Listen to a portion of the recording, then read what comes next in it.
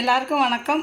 இன்றைக்கி வீட்டு சமையலில் சில்லி இட்லி எப்படி செய்யுதுன்னு பார்ப்போம். அதுக்கு தேவையான பொருட்கள்: இட்லி ஒரு 5 இட்லி கட் பண்ணி வச்சுருக்கேன், பெரிய வெங்காயம், பச்சை மிளகா, பூண்டு நைஸாக அரிஞ்சு வச்சுக்கணும், கருவேப்பில்லை, மைதா மாவு 1 கப், அரிசி மாவு 1 கப்பு, கார்ன்ஃப்ளவர் மாவு 1 கப், 1 கரண்டி மிளகாத்தூள், தேவையான அளவு உப்பு, டேஸ்ட்டுக்கு சோயா சாஸ், கலருக்கு ஃபுட் கலர்.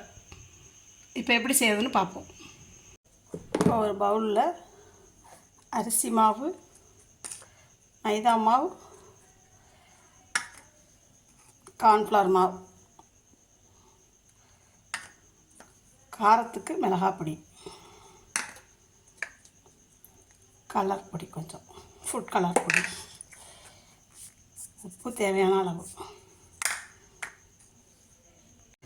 இப்போ எல்லாத்தையும் தண்ணி ஊற்றி நல்லா கரைச்சி எடுத்துக்கணும்.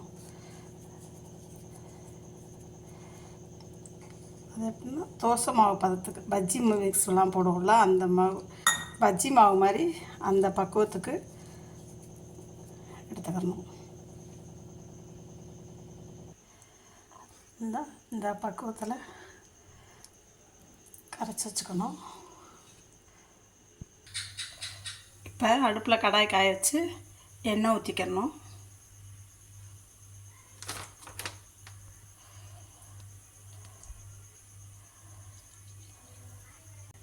இப்போ இந்த மாவில் இந்த இட்லியை ஒன்று ஒன்றா நனைச்சி இந்த எண்ணெயில் போட்டு எடுக்கணும்.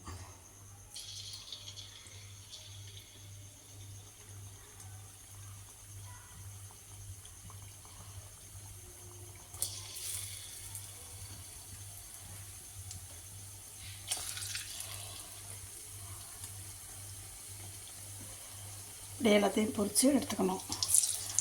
ஒரு சிலர் இந்த மாவில் கலர் போட பிடிக்காதவங்க காஷ்மீரி மிளகாத்தூள் போட்டால் அந்த கலராக இருக்கும், அது மாதிரி கூட சேர்த்துக்கலாம்.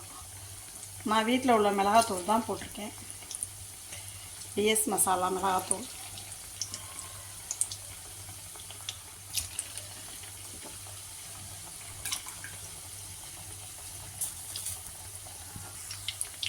இப்படி எல்லா இட்லியும் பொரித்து எடுத்து வச்சுக்கணும். எல்லாம் இப்படி பொரித்து எடுத்து வச்சுக்கிட்டாச்சு. இப்போ அந்த பொரித்த எண்ணெயை எடுத்துட்டு கொஞ்சம் வச்சுக்கிட்டு அதில் வெங்காயம் போடணும்.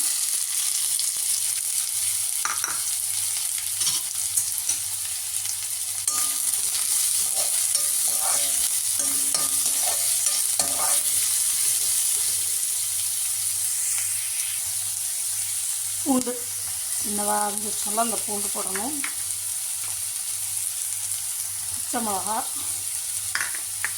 கருவேப்பிலை,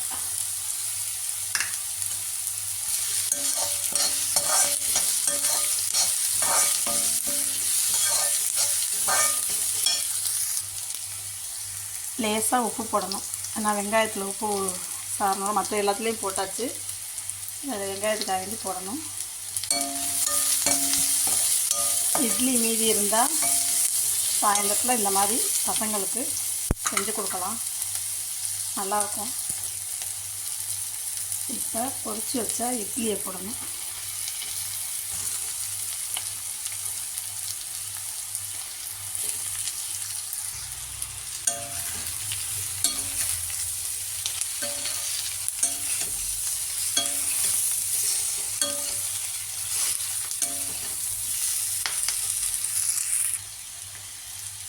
இப்போ கொஞ்சம் சோயா சாஸ், நிறையா ஊற்றக்கூடாது, சும்மா டேஸ்ட்டுக்காக வேண்டி கொஞ்சம் கலர்ஃபுல்லாக இருக்கும். அதை ஊற்றினீங்கன்னா டேஸ்ட் இருக்கும், சைனீஸ் டேஸ்ட் இருக்கும்.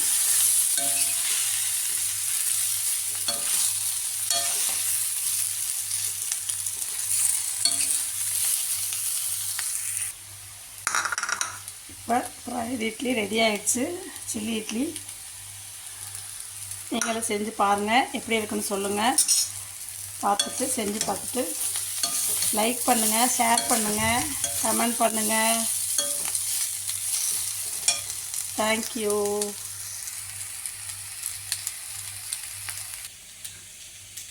வீட்டில் எல்லோரும் தோசை தான் விரும்பி சாப்பிடுவாங்க.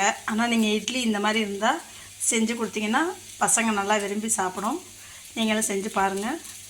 லைக் பண்ணுங்கள், ஷேர் பண்ணுங்கள், கமெண்ட் பண்ணுங்கள், சப்ஸ்கிரைப் பண்ணிடுங்க மறந்துடாமல். தேங்க்யூ.